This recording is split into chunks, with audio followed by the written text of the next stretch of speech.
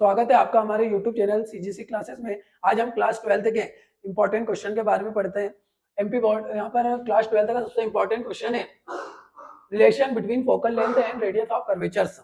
Relation between focal length and radius of curvature बहुत important question है।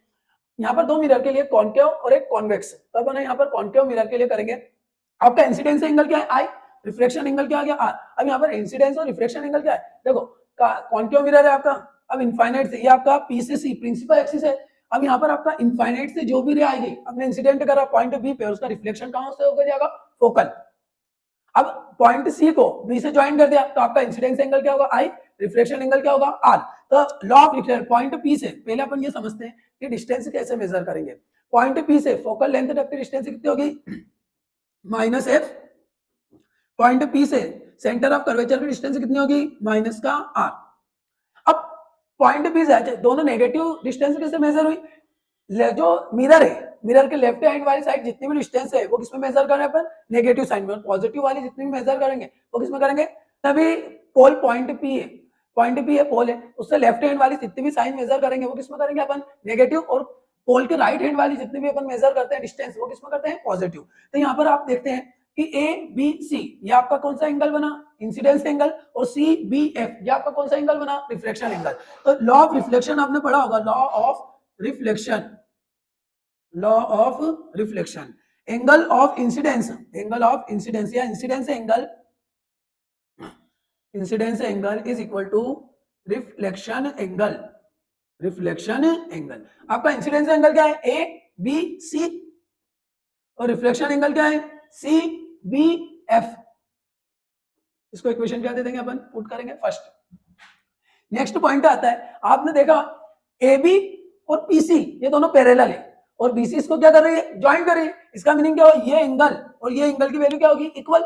It means आपका A B C and B C P ये दोनों value क्या होगी, इक्वल होगी। तो यहाँ पर अपन लिखेंगे A B and P C are parallel, A B and P C are parallel and B C is joint, BC is joint. इसका मीनिंग क्या होगा, ए बी सी, आपका एंगल ए बी सी इसके इक्वल होगा angle B C P, B C P. इसको equation क्या दे देंगे, सेकंड।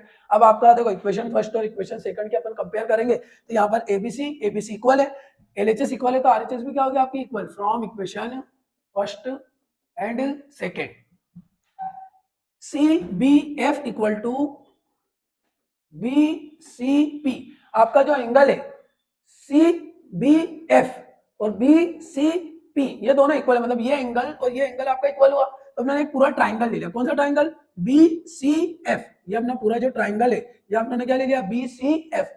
इन ट्राइंगल बी सी एफ, अब ये जो आपका ट्राइंगल है बी सी एफ, इसमें दो एंगल की वैल्यू इक्वल है, कौन कौन सी, पहला आपका बी सी एफ, मतलब ये ले लो आप सी बी एफ और बी सी एफ, मतलब ये एंगल और ये एंगल की वैल्यू क्या है, इक्वल। कौन सा, B C F equal to C B F.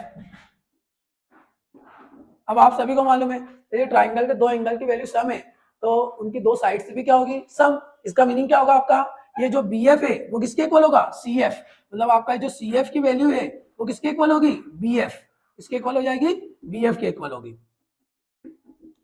अब उन्होंने वाला 10 जो पॉइंट बी है, the aperture of mirror is small, the aperture of mirror is small. इसका मीनिंग क्या है, जो पॉइंट पी है, बी है, वो पॉइंट पी के क्या है, नियरेस्ट। इसको इक्वेशन आप थर्ड दे दे,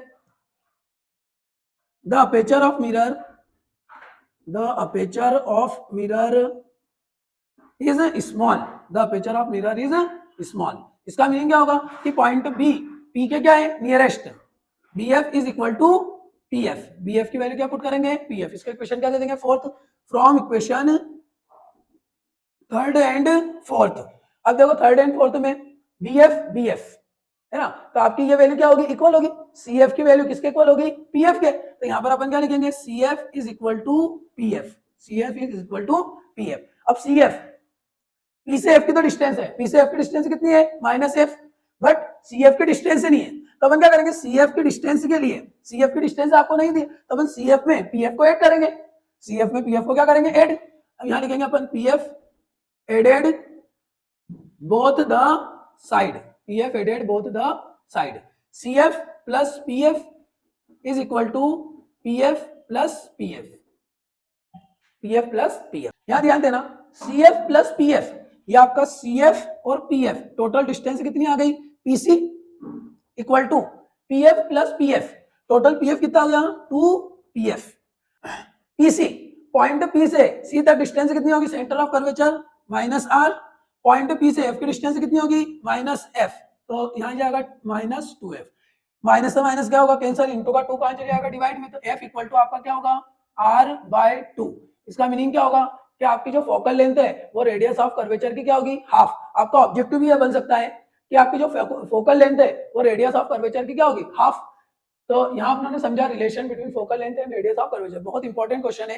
यदि आपको ये क्वेश्चन समझ में आया हो तो आप हमारे चैनल को लाइक करिए, सब्सक्राइब करिए।